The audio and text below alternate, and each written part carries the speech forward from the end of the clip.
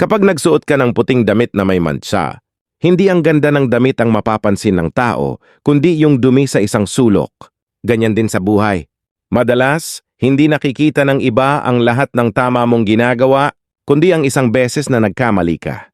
Sa isang iglap mabubura ang lahat ng kabutihang pinaghirapan mong ipakita dahil sa isang pagkukulang. Pero huwag kang panghinaan ng loob. Hindi mo kailangang linisin ang paningin ng tao, linisin mo lang ang loob mo. Ang tunay na kabutihan ay hindi nakabase sa papuri ng iba, kundi sa konsensya mong payapa. Ang mga taong marunong umunawa, hindi titigil sa pagtingin sa mantsa. Titignan nila kung paano mo sinubukang tanggalin ito. Sa bawat pagkakamali, may pagkakataong magbago. Sa bawat mantsang dumidikit may aral na natututunan. Kaya patuloy kang maging mabuti kahit paulit-ulit kang husgahan dahil darating ang araw na yung liwanag ng kabutihan mo ang siyang tatabon sa lahat ng mantsang ibinato sa'yo.